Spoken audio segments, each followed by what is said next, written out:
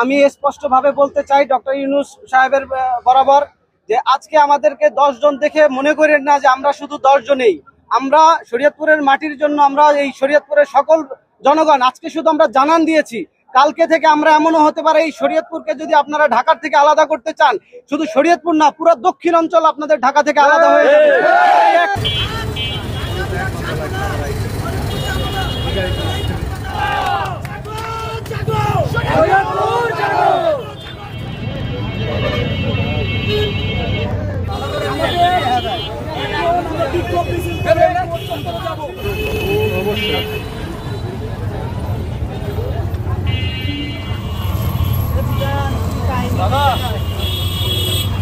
আমাদের গোপালগঞ্জে রাখা হয়েছে সার্কেল অফিসগুলো, যেটা ফরিদপুরের অন্তর্ভুক্ত। শরীয়তপুর থেকে যার দূরত্ব 150 কিলোমিটারের মতো। এখন আপনি 7 বছর যাবত একটা হসপিটাল বানাইতেছেন, 7 বছরেও কাজ শেষ হচ্ছে না।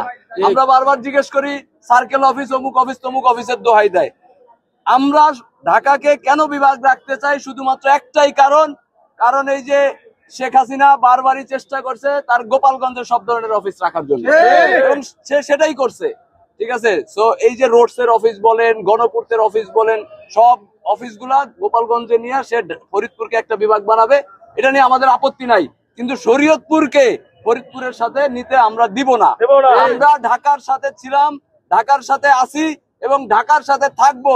সেই জন্য যত সংগ্রাম করতে হয় আমরা করব। আপনি কোথায় জানেন যে 2015 সালে যখন এই 3টা বিভাগ আছে, আমাদের 2 জায়গায় দ্বন্দ্ব ছিল, কুমিল্লা ভেজাল ছিল যে কারা আসলে হেডকোয়ার্টার হবে কোন জায়গায়। কথা বলুন ভাই, প্লিজ রূপক কাটতে একটু